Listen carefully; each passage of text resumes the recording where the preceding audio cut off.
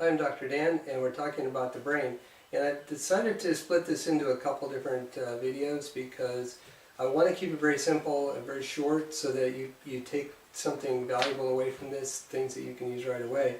But I just can't pack all in one video without just running over like 6 or 7 minutes. We try to keep them short if possible. So look for part 2 if you're watching this part 1. So 1,000 years ago, even educated people weren't sure what the brain was, and did it have a value? What if it did? What was it?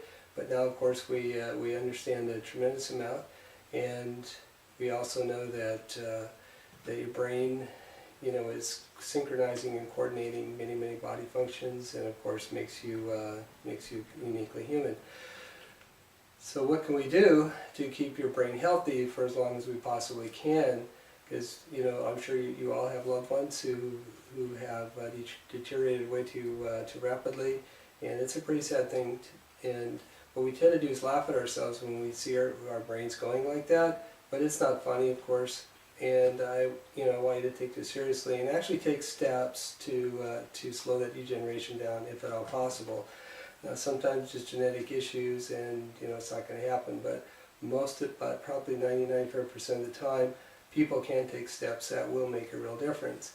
Now, the first things are going to be the hardest, so I'll get to those because I have to mention them, and that is exercise. Now, your brain likes 2 types of exercise. One is physical exercise, which is obviously good for the rest of your body too. Aerobic type exercise, get out, walk, swim, do something, because that gets the blood pumping in your body, and guess what? It also goes to your brain. Now, your brain, even though it only weighs maybe 10 pounds, uses up about 30% of the oxygen that comes in your body. So getting that regular exercise is going to be important. The other type of exercise is learning, and we recommend things like learning another language. And of course, if you're 55 years old or 60, you're not ever going to learn it well, unless you're just have an amazing ability. But the effort will pay off. You make new connections when you learn another language, and those connections help preserve your brain. Now, the other thing you can do that will help will be learn to play a musical instrument. Maybe you've always wanted to pick up the guitar or piano or violin, whatever it is.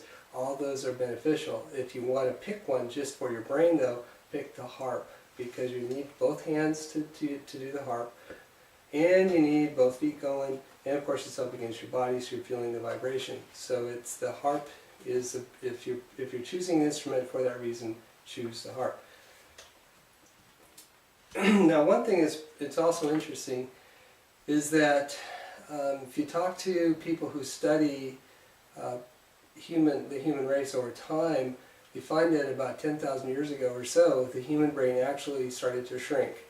And the reason that I've been told for the last 30 years is why that is, has to do with the consumption of grains. Because before that we were hunter-gatherers.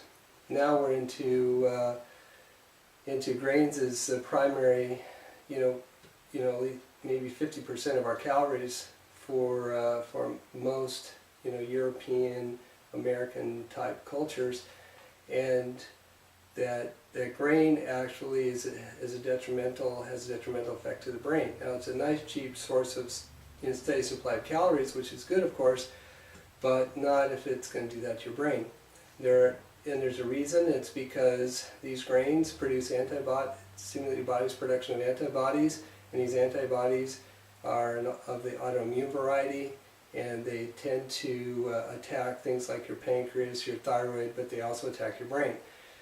And the enzyme from what I've read lately that's most attacked is something called glutamic acid decarboxylase, which aids in the conversion of different enzymes or different neurotransmitters in the brain.